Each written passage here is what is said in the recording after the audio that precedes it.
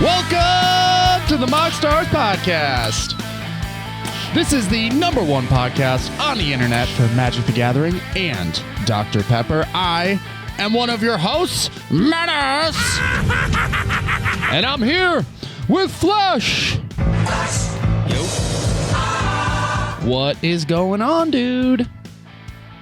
Nothing much, man. I am chilling, as they say. Chilling. It's the first time I've heard that. I've never actually heard anyone say that before. So new things every day. Just another beautiful day full of Magic the Gathering and Dr. Pepper, right? For sure. I don't have any Dr. Pepper right now, but yes. Here, let me fax one to you real quick.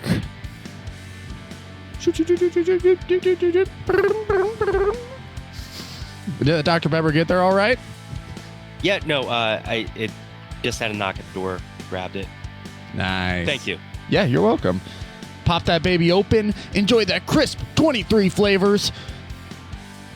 We're not sponsored by Dr. Pepper, but if you are listening to this, any representatives of Dr. Pepper out there, give us a nod. Give us a nod. Let us know. We're open to the opportunity to represent the brand and reward all of our listeners with a crisp listening experience. Thank you all and welcome to the show. You can support the show by finding us on YouTube, where you can like, subscribe, and ring that bell for more notifications. Find us on all major podcasting platforms. You can also support us directly on Patreon, like our Pepperheads. For $3 a month, you get one free entry into each of our bi-weekly giveaways and access to a few select channels on our Discord server. Or you can become a cherry vanilla Pepperhead for $5 a month, like Will Rule, K Mr. K, UWP Quirt, D-Mun82, Tommy Cypher, Jacob Hibbard, Josh, and Reven Lift.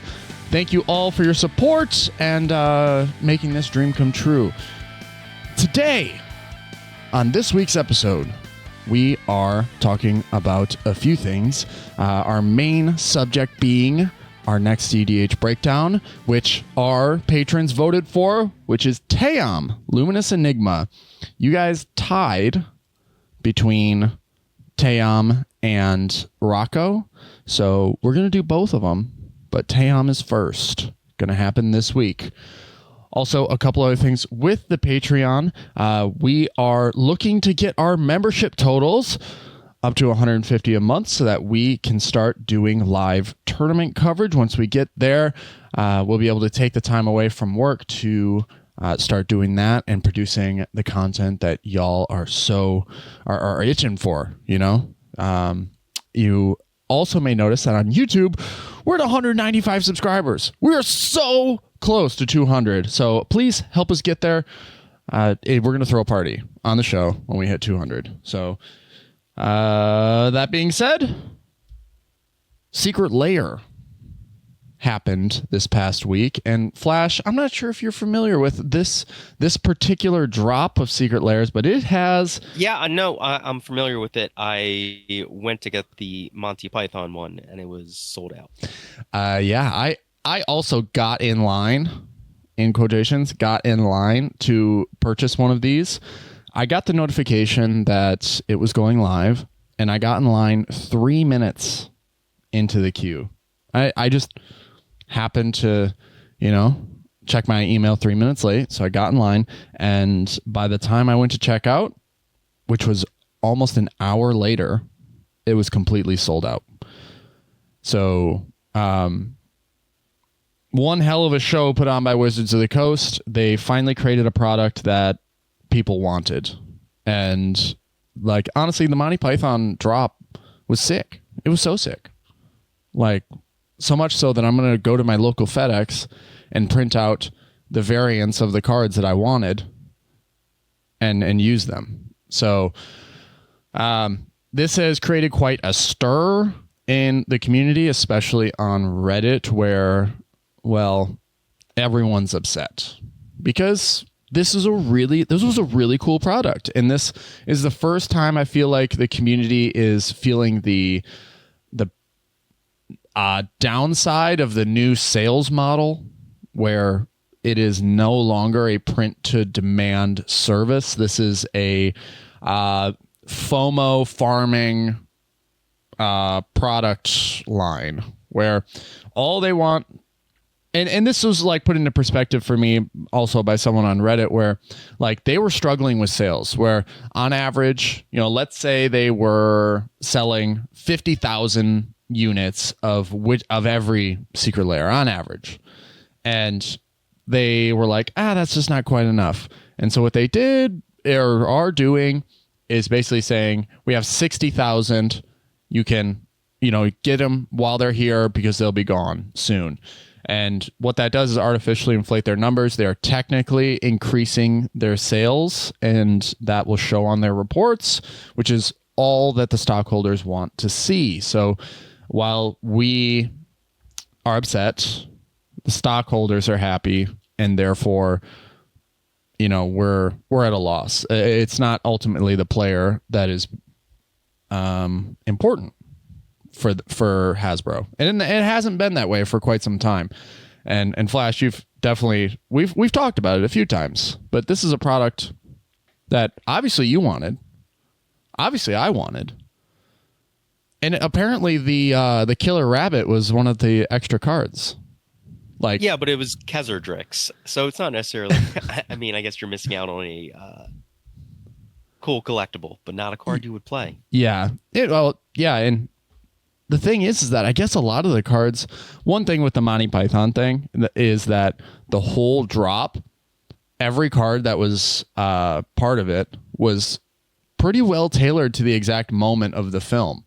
So, like Dismember, I could not believe that's, like with the Black Knight and everything like that. I was just like, I was floored with the flavor from this drop. So apparently there was also some confusion with purchasing the set. Like, you had to purchase other secret layers in order to gain access to the Monty Python drop. So it was, I don't know, people ran into a lot of different hurdles with this thing, but ultimately they're sold out, and within an hour they were gone, and they were already up on eBay for $250 a piece. So, oh boy. Yeah. Yeah. This is Scalper's Delight. And if they print another drop that has like similar excitement or similar like demand, then this is more than likely what we'll see. So if you have the money, if you have the expendable income, go get your singles. Enjoy the Monty Python Secret Lair if you're quick enough to the draw. But yeah, there are a lot of sad Magic players out there, like me. I really wanted that Dismember. But anyway. Yeah, I mean, the FedEx print shop is there for you. Yes, and for roughly 6 cents a card, so maybe less. And I will be happy either way. All right.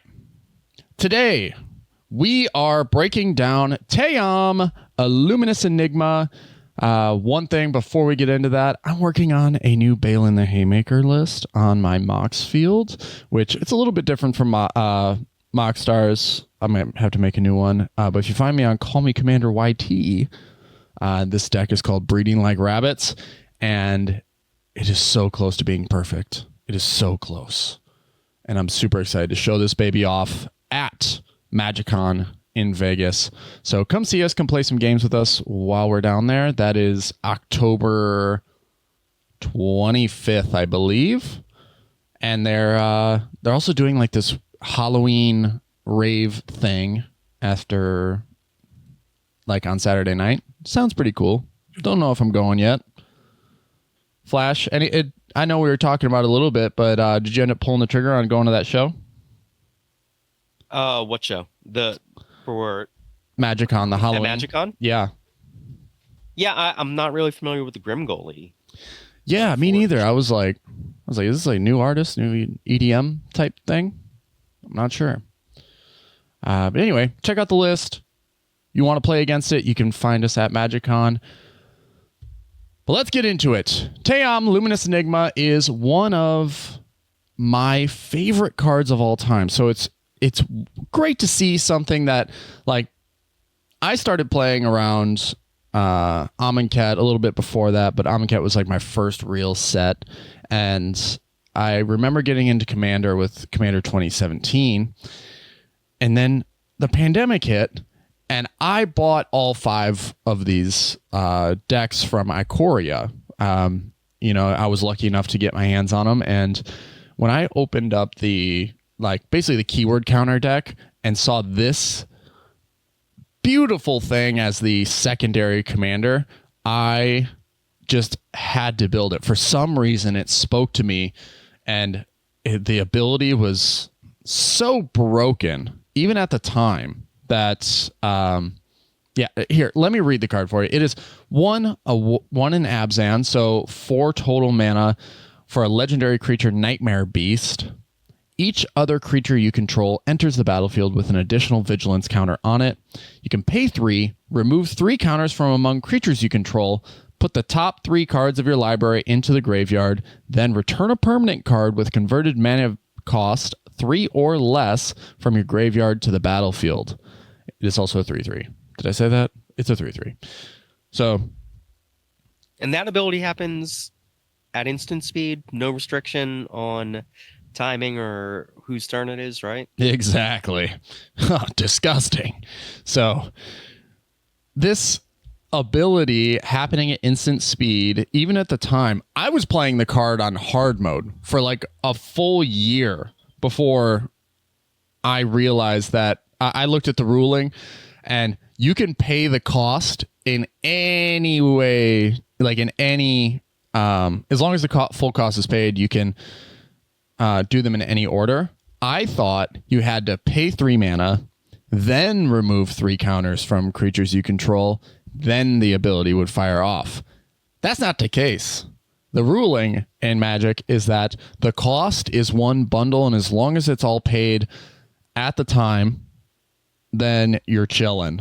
It can all go. So that means that you can remove, if you have a sacrifice outlet that produces mana, because mana abilities don't use the stack, such as things like, I don't know, Ashnod's Altar, or which is a very popular card in here, seeing as it is 3 converted mana. It's like, here we go. Let me see. There's 2 cards, or 2 decks that we're going to look at today that aren't even playing Ashnod's Altar. But here we go. Ashnod's Altar is sacrifice a creature, add 2 colorless mana. So you can remove the vigilance counter that Tayam puts on the creature itself. And then if you have a creature like Young Wolf or a creature like Strangleroot Geist, they have Undying. So when they die, they come back with a +1/+1 counter. So vigilance counter, +1/+1 counter, you can remove those and then sacrifice it to Ashnod's Altar and still meet the cost of Tayam's activated ability. So there's a few different ways that you can fudge the counters and mana to make this thing work in the way that you desire. So it's an unbelievably cool commander, and today we're going to break down some of these lines and go through why it has risen through the ranks. Let's see. It's not so high anymore. This is our weekly Nadu check. Let's see. Where's Nadu? Oh, God. It's at number 9. Nadu is at number 9 now.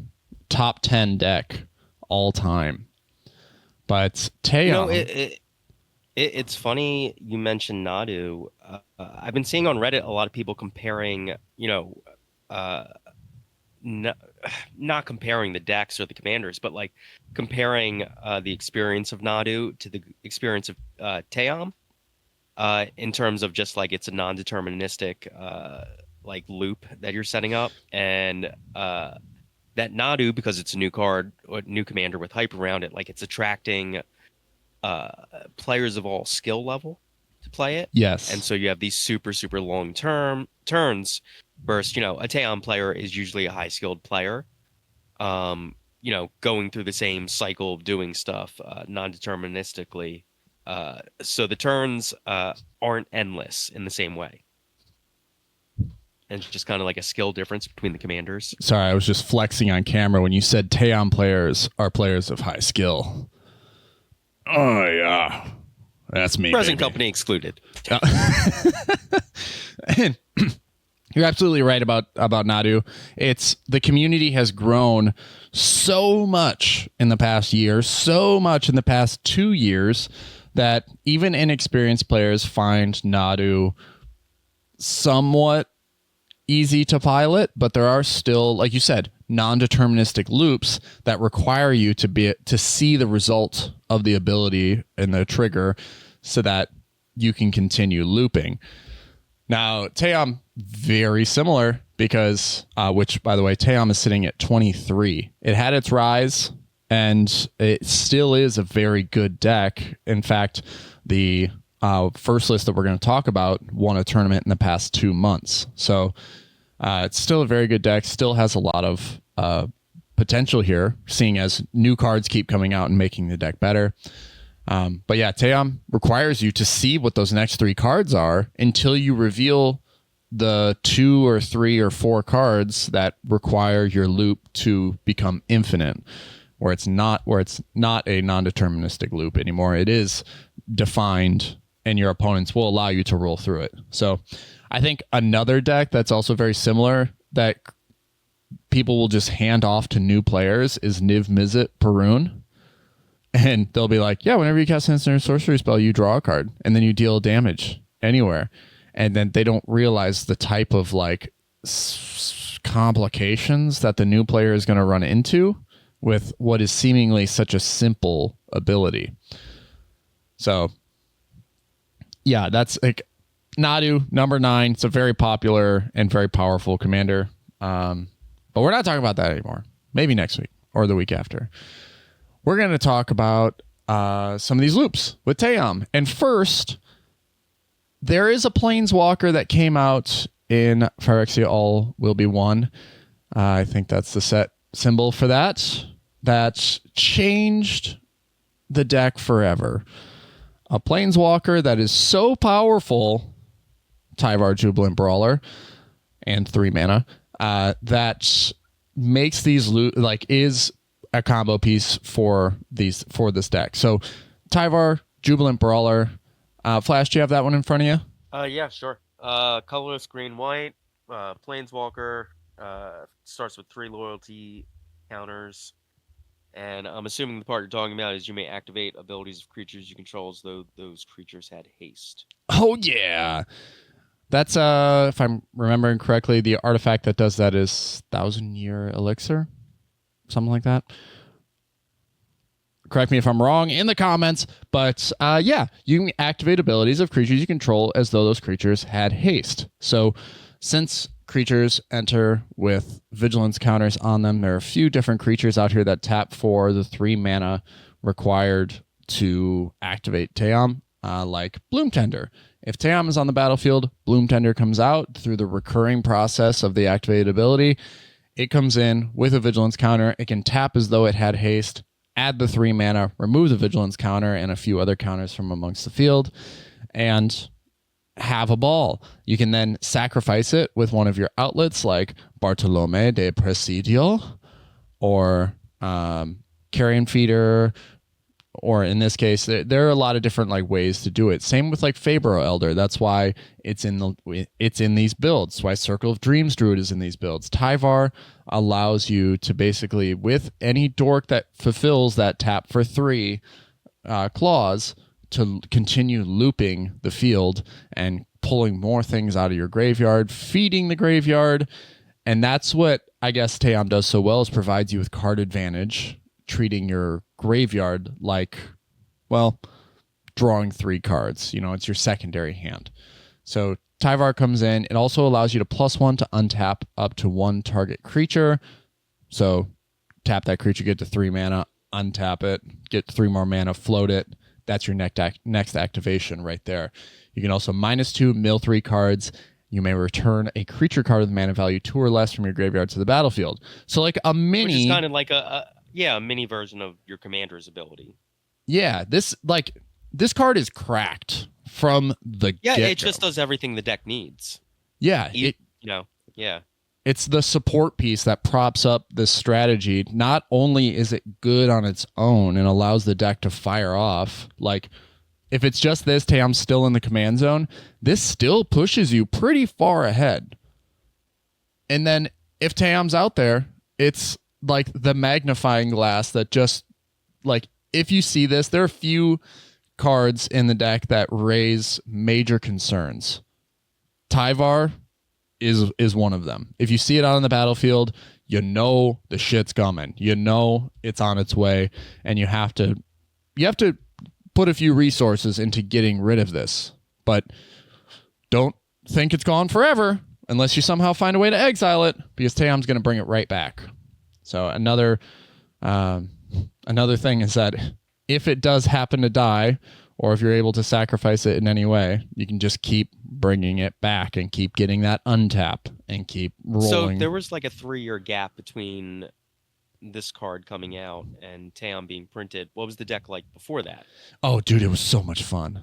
It was so much fun. I played the list as soon as it came out in 2020, and one of the loops that I found was Ashnod's Altar and my brain. It's been so long. It is an enchantment, and it is called Promise of Boonrai. So Promise of Boonrai is 2 and a white that says whenever a creature you control is put into a graveyard from play, sacrifice Promise of Boonrai. When you do, put 4 1/1 colorless spirit creature tokens into play. And so this, alongside Ashnod's Altar, is infinite. And this existed at the time of release. Okay, yeah.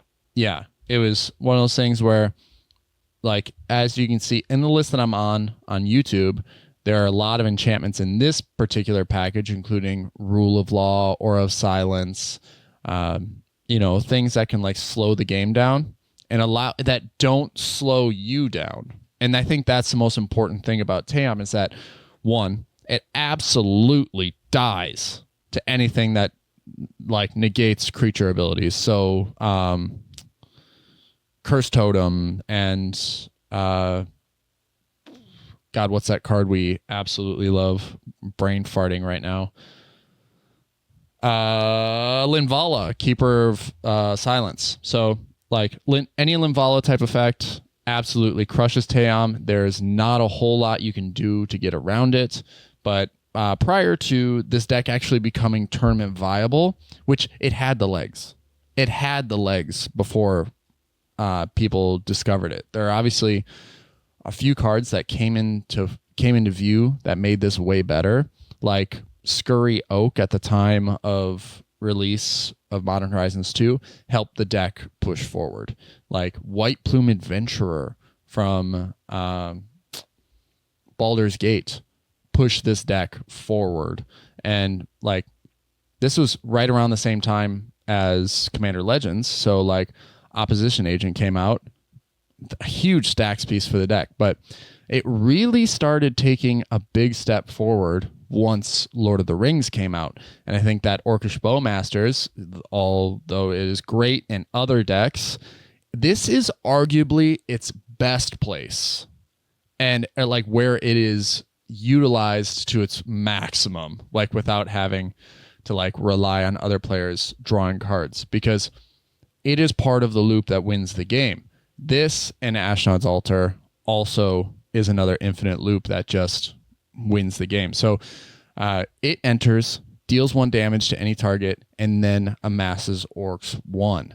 So it comes in with a Vigilance counter. The Orc token comes in with a Vigilance counter and a +1/+1 counter.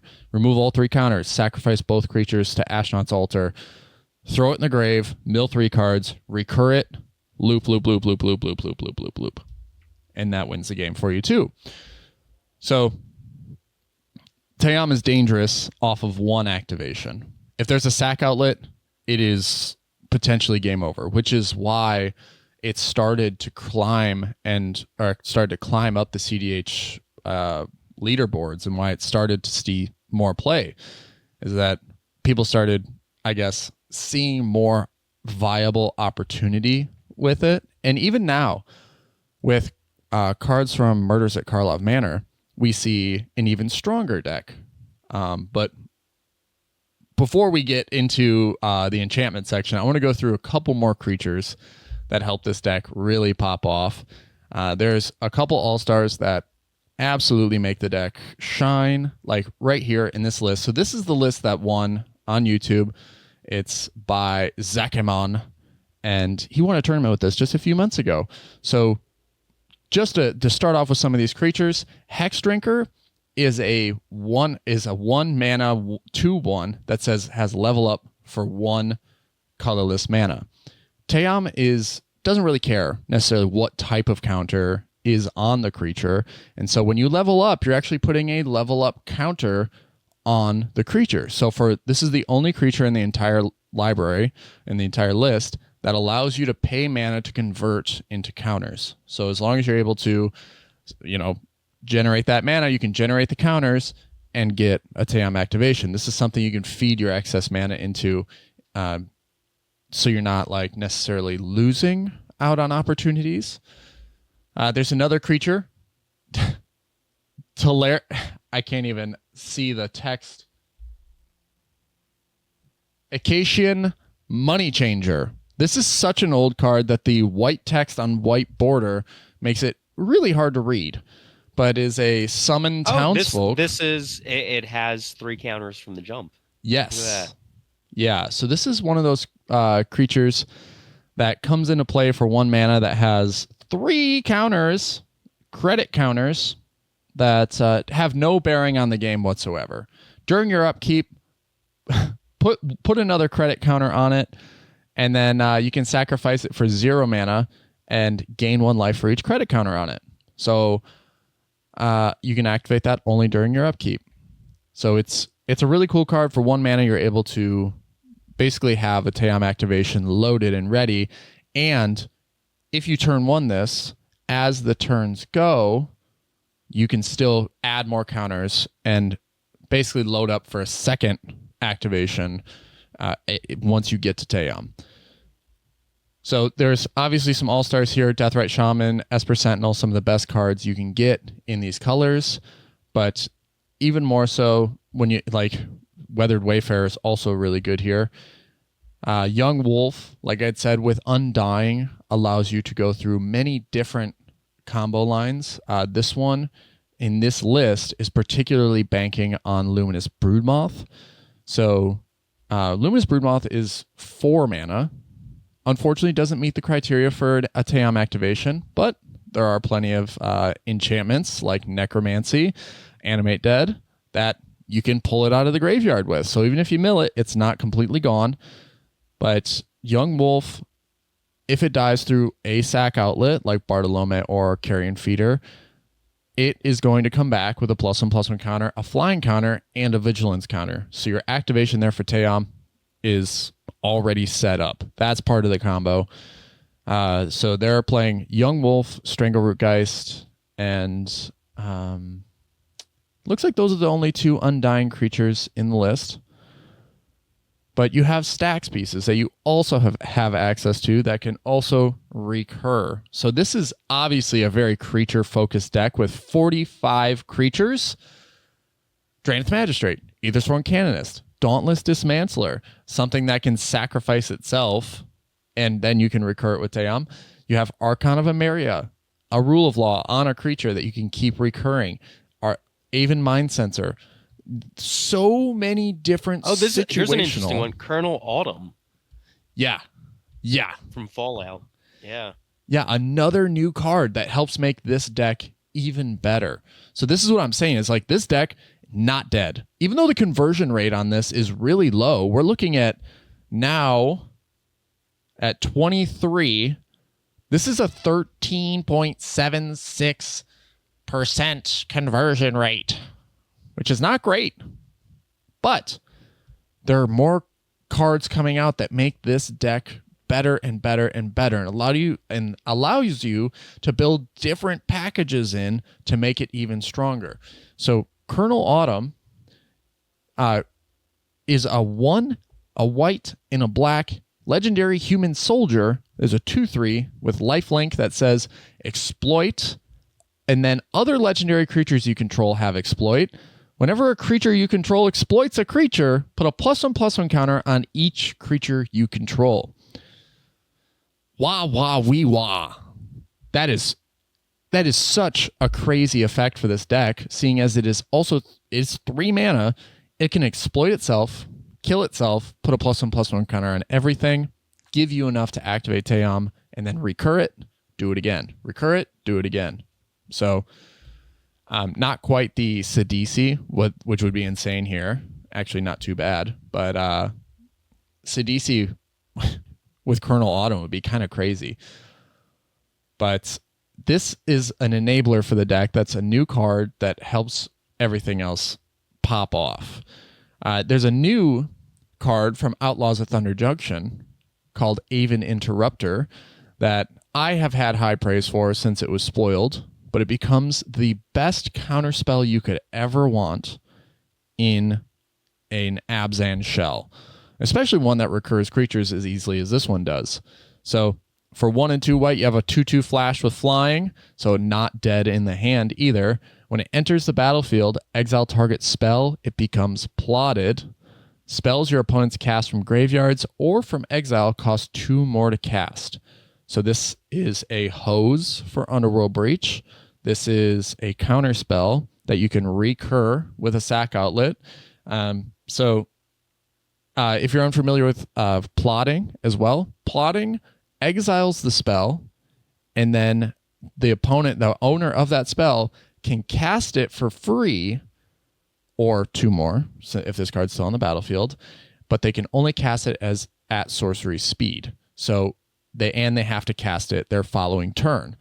So it's one of those things where it's like you counter the spell, that spell is plotted until the next turn cycle, and then if it's an instant or a counter spell, it's just dead. There's no way for you to circumvent the whole plotting mechanic. It is revealed, it is in exile, it's not going anywhere. Hey, so, I have a question actually. How come with all the stacks pieces and everything in here, none of these deck lists and the fact that this deck wants to do like loops sometimes on another player's turn, none of these decks are playing Grand Abolisher or any silence effects? It's a really good question. You actually only really see the Grand Abolisher in the like older lists, and it's even because I guess the big thing is that you're just going to do it when it's available.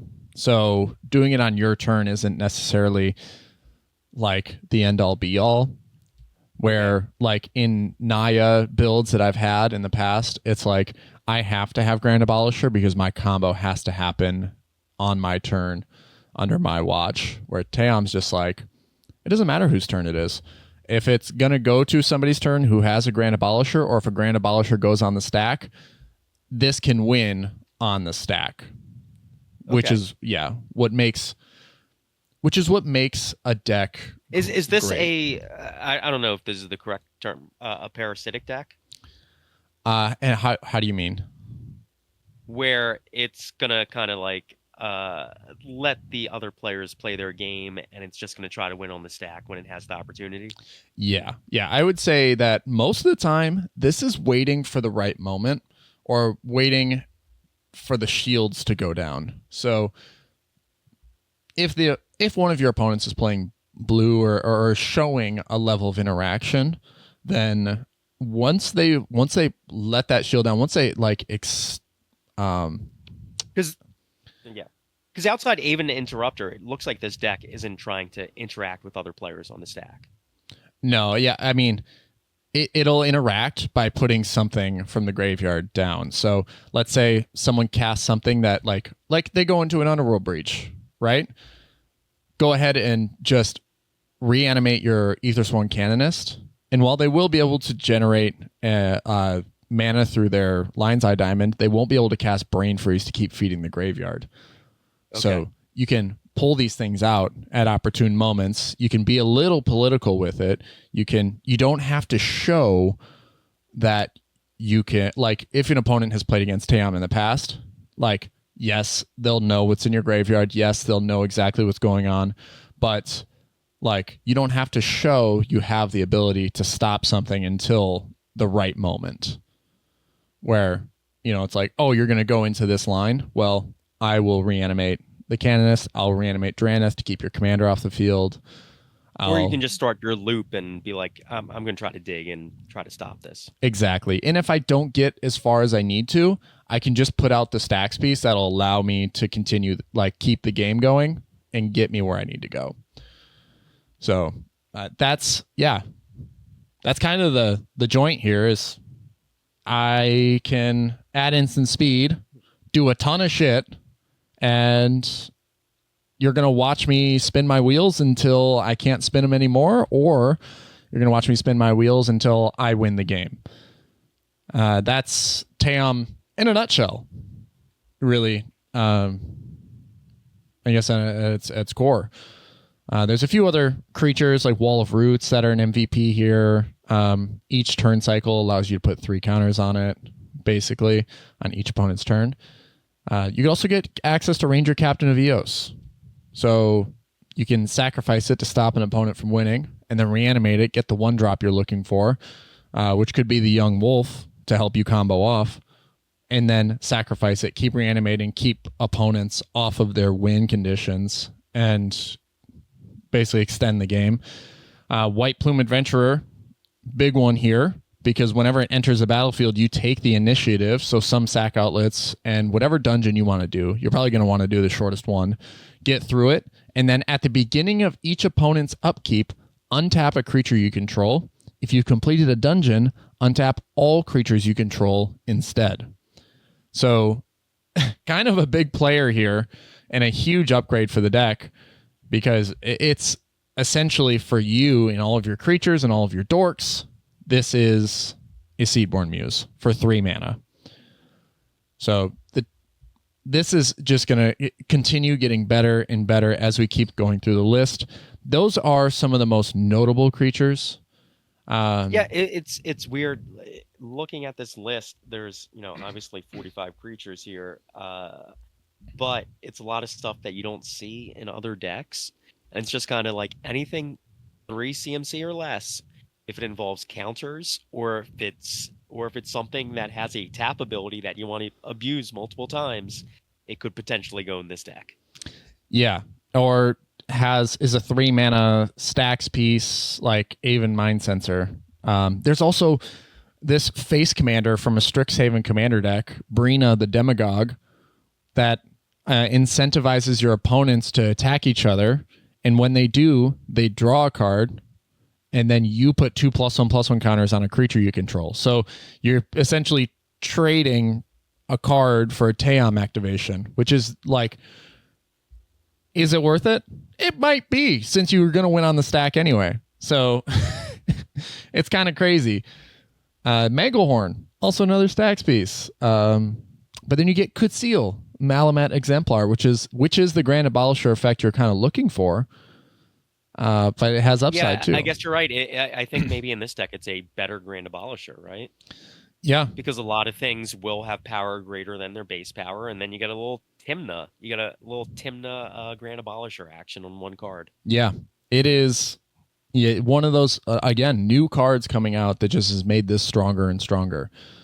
So the creatures, there are a lot of different packages that you can run in here. Personally, my favorite card is Renegade Rallier, which is a 3 mana creature for 1 white and a green that has Revolt. So as long as a permanent has left the battlefield under your control this turn, when it enters the battlefield, you get to return a permanent with mana value 2 or less from the graveyard to the battlefield. So it's a little bit of a 2-for-1 in one creature. So helps you go a little bit further and helps smooth out some combo lines. But people, I guess, a lot of players have decided that while that is nice upside, I would rather have more card quality density than bank on something, that could or could not trigger. So treasures aren't really a big part of this. As you can see, we haven't, like in this winning list, there isn't a Lotho. In this next list that we're going to be looking at, there's no Lotho. It's like treasures don't really matter so much for this deck. It's almost as if the dorks do a majority of the heavy lifting. So kind of a bummer, I guess. But yeah, the revolt wouldn't really work unless you had a reliable way to continue triggering that, or to continue ensuring that that's going to trigger. So sorceries, all lists are on 4 or less sorceries. This one's on 1. It's only on Green Sun Zenith. So you get to search your library for a green creature card with X is X or less and put it onto the battlefield, and then it goes back into the library. I wonder... They are not. Okay, I was wondering in the lands if they were on Dryad Arbor, because Dryad Arbor is a land that'll also get you a vigilance counter for 1 green mana. So no Dryad Arbor there, but Instance is where this sort of like expands a little bit. Obviously creature focused deck, but crop rotation, Legolas's quick reflexes, having that split second protection is so important in this list, because Tayam is going to be the target of everyone's affection, and they're going to do everything they can to get it off the battlefield. Because Tayam has a reputation for, 1, slowing the game down to its own pace, to the pace that it wants to see, or its pilot wants to see, and then 2, winning the game at instant speed. So if they're able to keep Tayam off the board, it keeps you off of your game plan, and Legolas's quick reflexes is just the perfect silver bullet to keep, or basically protection piece to keep your game plan intact. So love it. It also allows you to untap a dork and keep the mana train going if you want to do that too. Otherwise, it's Swords, Plowshares, Vampiric Tutor, Court of Calling. And then every list I've seen in the modern era is also running Archdruid's Charm. So for 3 green mana, you get one of 3 effects. The 2 important ones being exile target artifact or enchantment, and then put a +1/+1 counter on target creature you control. It deals damage equal to its power to target creature you don't control. And then it also has the ability to search your library for a land or creature and put it onto the battlefield. It's a land, or put it in your hand if it's a creature. So there are definitely, it's modal. And I think that Flash, you have stated in the past, you love modal spells. This is kind of a dream come true for Tayam players who want to have some flexibility. Artifacts, there's not a lot of fast mana here. Like I said, the dorks are going to pull a lot of weight, but Jeweled Lotus, Chrome Mox, Lion's Eye Diamond is... Yeah, all the lists are really only playing like the best of the best. Like the bare minimum even. Yeah, Lion's Eye Diamond is here just because it throws your hand into the grave. Also, 3 mana isn't bad. Birthing Pod, which I haven't really seen many lines for Birthing Pod, but maybe this is that Luminous Broodmoth thing. That, oh yeah. Yeah, you just sacrifice one of your 3 mana things and you go get the Broodmoth and you win the game. I'm nodding my head on camera. Yeah, that seems pretty good. But Agatha's Soul Cauldron, another freaking piece that allows you to, even if you want to pull something out of your own graveyard, it gives that creature the activated ability. So it might be one of your sack outlets that you just put a +1/+1 counter on something. Yep, +1/+1 counters aplenty. They're floating around the board. Basically, they're just everywhere. So Agatha's Soul Cauldron is going to give a lot of different creatures a lot of different abilities. And then the enchantments is when the deck really, really fires off. While the creatures are strong, this is when things get a little bit crazier because you have access to Earthcraft. So if your creature's not a dork, it is a dork now. And this just allows you to keep rolling through the cycles, keep going through your loops. And I'm sure there are a couple combo lines here that I guess if you're playing Promise of Boonrai, this could also combo with that. You wouldn't need Ashnod's Altar. You would just be able to kind of like go through it with this. And then Insidious Roots from Murders at Karlov Manor presents you one of the greatest lines of text that you could ever ask for. And while it says creature tokens you control have add or tap add one of any color, which with Tyvar is crazy, that's not even the best part. It says whenever one or more creature cards leave your graveyard, create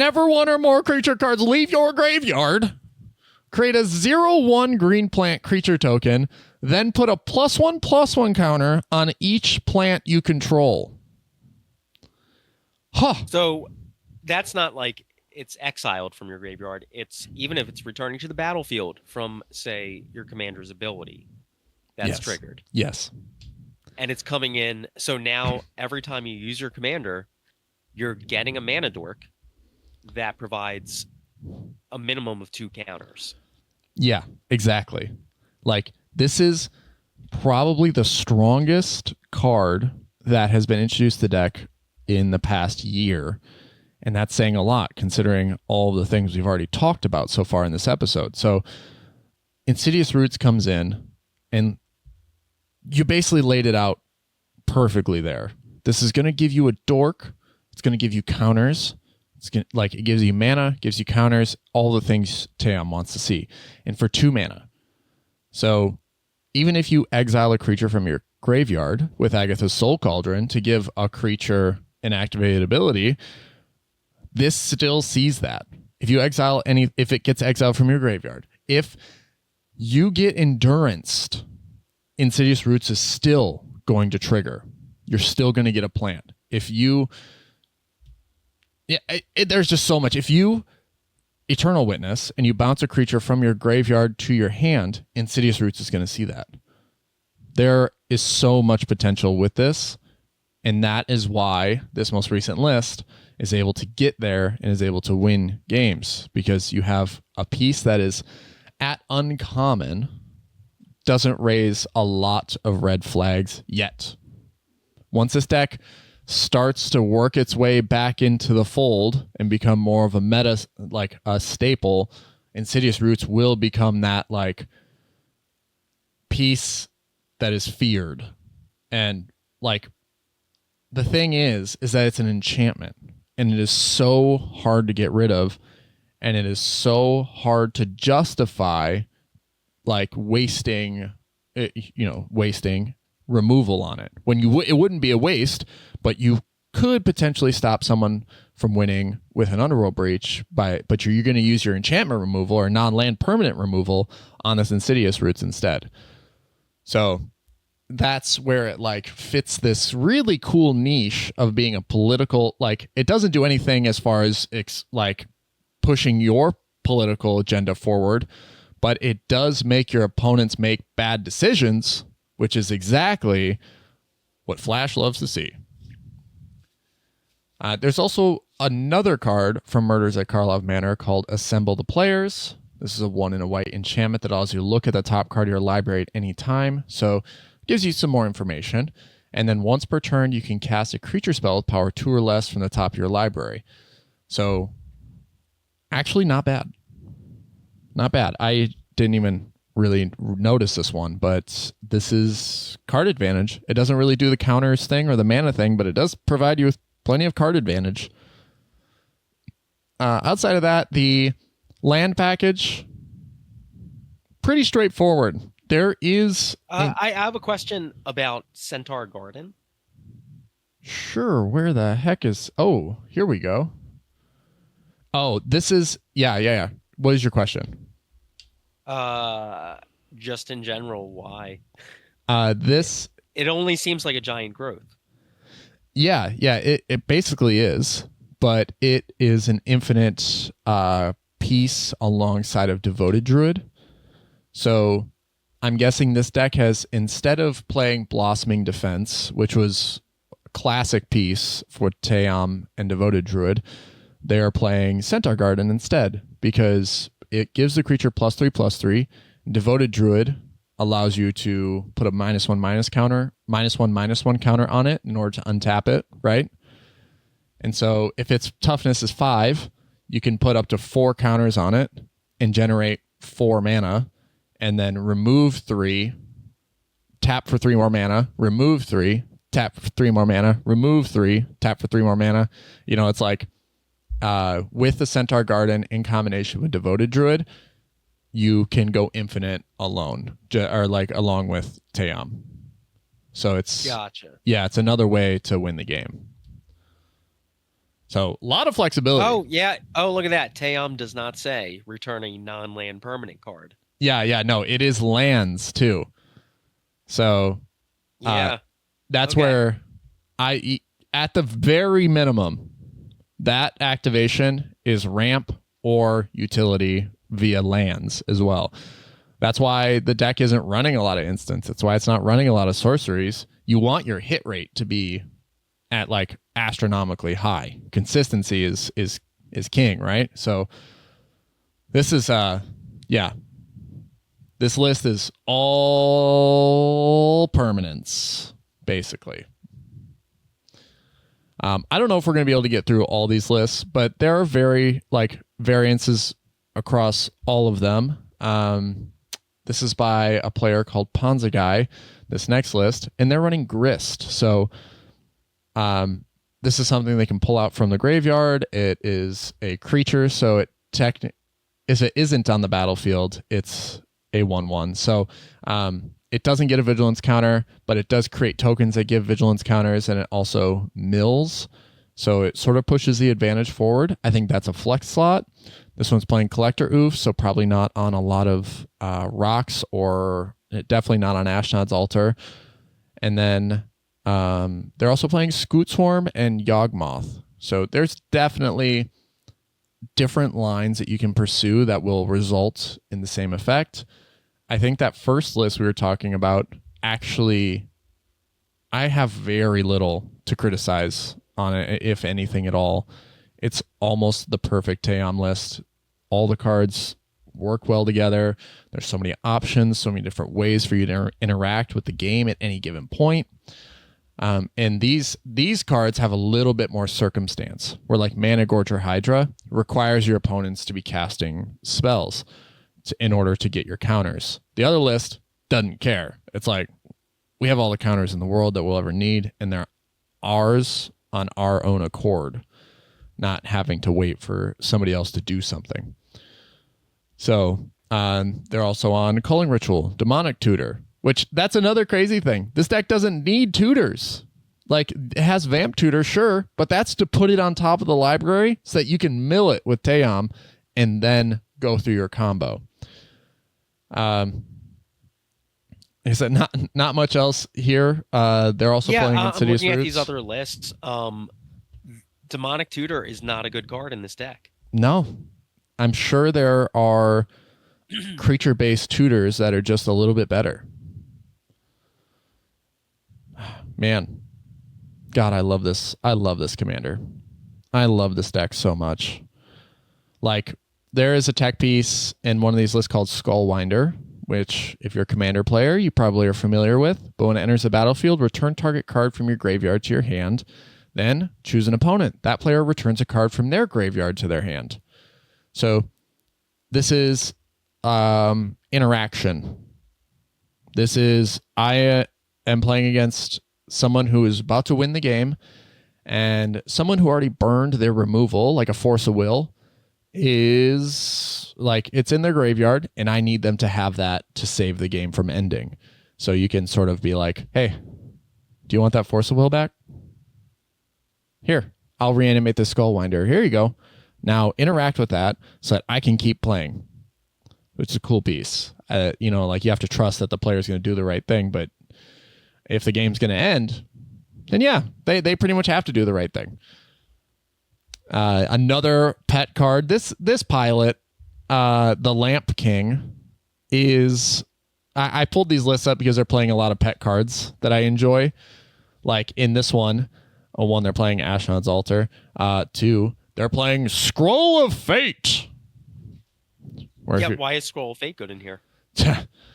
You just get to tap and put a creature from your hand down onto the battlefield. So it's Scroll of Fate is a 3 mana artifact that says tap, manifest a card from your hand. So it doesn't matter what that is. It gets the card out of your hand and onto the battlefield, so you can either sacrifice it and begin looping it if it's of value, or it just comes in, it's tap, put a vigilance counter on the field. So I've always loved this card. I think it's great. I think it's amazing, actually. But that's pretty much it. Yeah, it has some flexibility there. It's not the best card in the world. This one is also playing Leyline of Abundance, so for that extra upside of having it in your opening hand so that your dorks tap for an additional green mana, which could get you there. Could be the thing. But even in the next list, same by the Lamp King, again, they are playing that Promise of Boonrai loop, which I absolutely love, alongside of things like Abzan Ascendancy. Whenever a non-token creature you control dies, put a 1/1 white spirit creature with flying onto the battlefield. So with Sacrifice Outlets, it just basically replaces itself and it smooths out your loops. Insidious Roots, there aren't a lot of cards from Modern Horizons 3 that make this deck better. And I think that we were all... But I mean, it does pick up pieces from just pieces at random from other sets. Yes. That you don't see get slotted into like other lists. There is a card from Fallen Empires in here. Come on. Yeah, it's a combination of all of the best things that ever said put a counter on something or generate mana and the card advantage. So Scurry Oak, actually, this is one where I wanted to talk about, is that Scurry Oak used to be a very common combo piece in Tayam lists. It's whenever one or more +1/+1 counters are put on it, you create a 1/1 green squirrel. So you sneeze at it with the right cards, it combos and it goes infinite. Now, there's a new card from Modern Horizons 3 that takes this to the next level. It's in one of these lists. I swear to God it is. Aha, here it is. It's in the second list by Ponza Guy. It's called Basking Broodscale. It's a common, 1 in a green, so 2 mana, allowing you to hit it a little bit more effectively. That says whenever one or more +1/+1 counters are put on Basking Broodscale, you may create a 0/1 colorless Eldrazi spawn creature token with sacrifice this creature, add a mana. So not only are you creating a creature that is going to get a vigilance counter, but you can remove that counter and then sacrifice the spawn to add the mana necessary to make Tayam go boom. And that is a significant upgrade from Modern Horizons 3.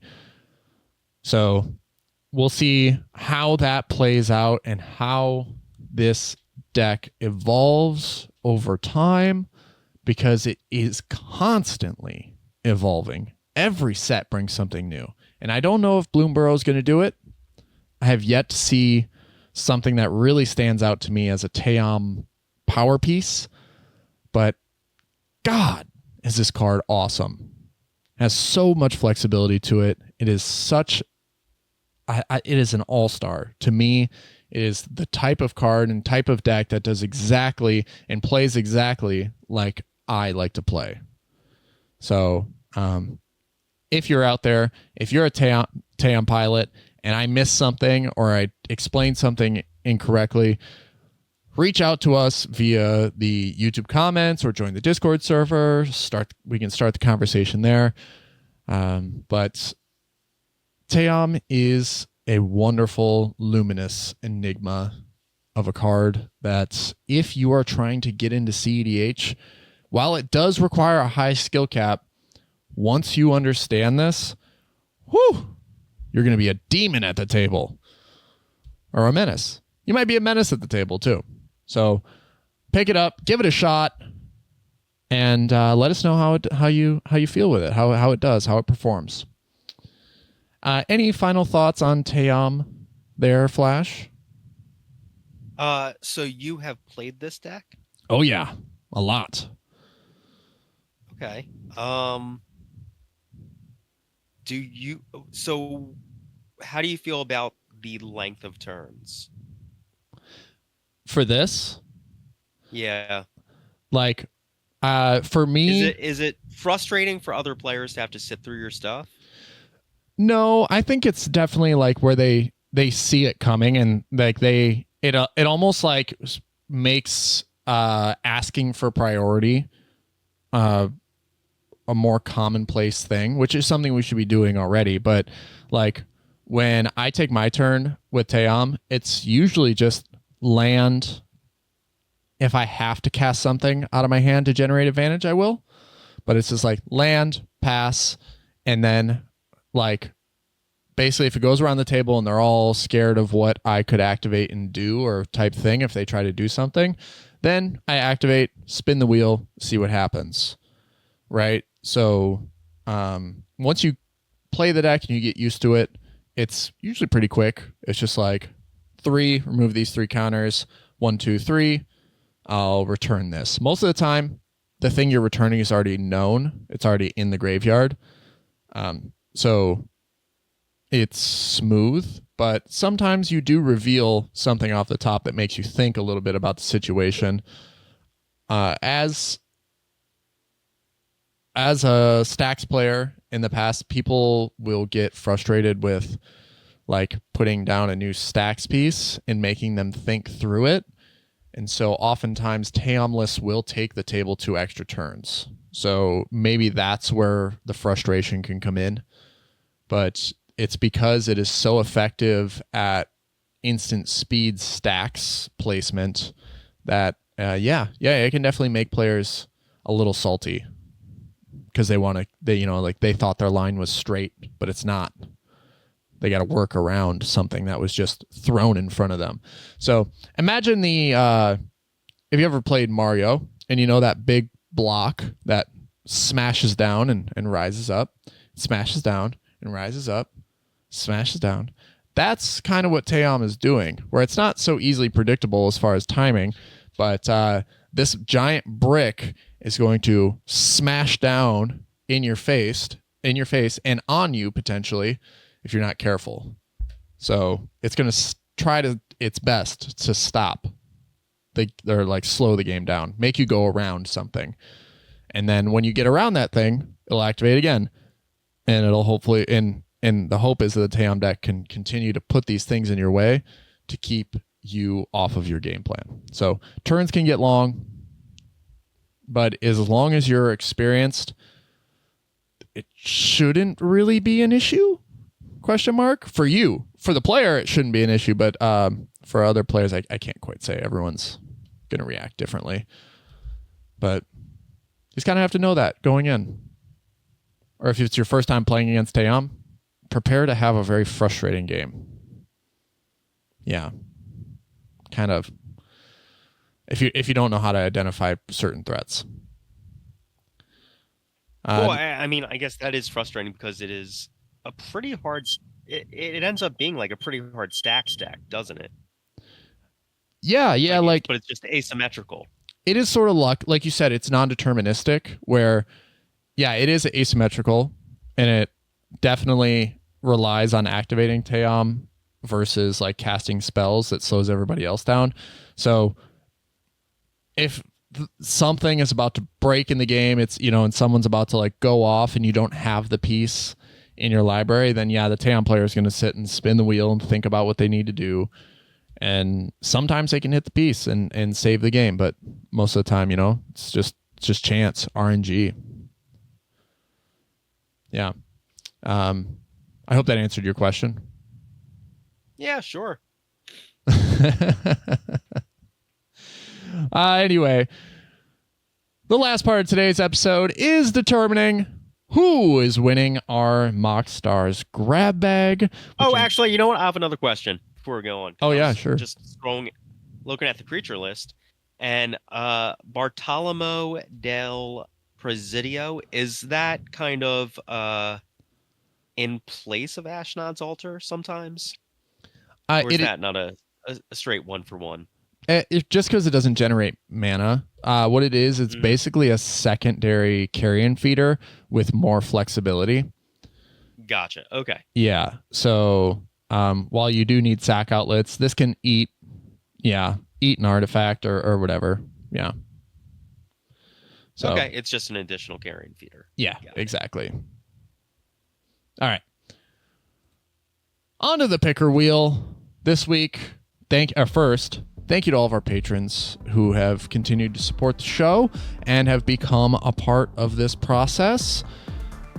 Let's see who wins today's MoxStars grab bag, which is a playmat, a can cap, a set of foil tokens, a sticker, a foil sticker, and a MoxStars refrigerator magnet. So I'm going to hit shuffle 3 times here on the screen. We're going to go ahead and spin the wheel.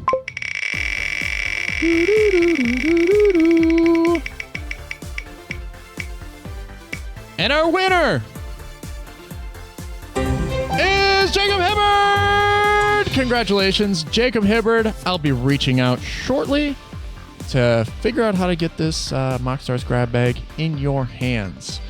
Congratulations, and again, thank you to all of our pepperheads, our official pepperheads, and our cherry vanilla pepperheads like Will Rule, K Mr. K, UWP Quirt, Demon82, Tommy Cypher, our winner, Jacob Hibbard, and Josh and Ravenlift. Thank you all so much for your support. And like I said, if we're able to get to $150 a month for the patron support, we'll be able to step away from our day jobs, so to speak, and do tournament coverage. So spread the word to your friends. Let's get to that ultimate goal. And if you want to see Flash on camera, he agreed to this. We got to get 1,000 subscribers on YouTube. So get out there, create some false accounts, and subscribe to the channel. Help push us forward so we can see Flash on camera. We'll do a dueling pianos setup for the episode. Mm-hmm. Hey, I have hot news about Tayam. Woo! By the way, Hit me. I was just once again looking at the list. Emperor of Bones. You said no cards from MH3 making an impact. Emperor of Bones. Seeing it in a couple lists. Yeah, I did see this, and go ahead and read the card. Tell us what it does, Flash.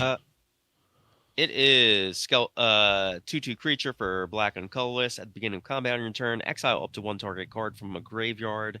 It has black and colorless, adapt 2, and whenever 1 or more +1/+1 counters are put on Emperor of Bones, put a creature card exiled with Emperor of Bones onto the battlefield under your control with a finality counter on it. It gains haste. Sack it at the beginning of the next end step. So you're getting tons of counters for your Tayam activations off of this. Yeah. It's recurring. It's doing a little mini Tayam. It's doing tons of stuff. It seems like a pretty good card in the deck. Yeah, I was like, I guess I was curious about it mostly because I haven't seen it play, but it is a once per turn on your turn only trigger for at the beginning of combat on your turn, exile up to 1 target card from a graveyard. And that's where I was like, okay, and then I read it where it's like whenever 1 or more +1/+1 counters are put on it, put a creature card exiled with a finality counter. So if you sacrifice the creature with a finality counter, it gets exiled instead, is the wording of finality counters. And so I thought, well, that kind of halts your loops a little bit without some bounce magic. And then the other thing was I was really hoping it just said at the beginning of combat on each player's turn, you get to exile a card. It seems like you're going to get 1 card. It might be enough. I don't know yet.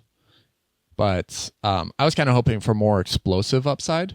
But it is worth testing just to... Yeah, it seems like a card I would want to test. It seems like situational enough where, it's worth one of the 50 creature slots you have to play with. Yeah, and the thing about adapt is instant speed too. It's not a sorcery, so what does adapt to again? It's put +1/+1 counters on it equal to the number. So you get to put. So it's straight up. It's going to get +2/+2. Yes, yeah. So for 2 mana instant speed, you get to put a creature that you exiled with this card onto the battlefield under your control. So the thing is that like, and you're going to have the minimum number of counters now because Emperor of Bones came in with vigilance counter, and it now has 2+1/+1 counters, and the creature that you exiled coming in comes in with a vigilance counter. Yes. Right? Yeah. Okay.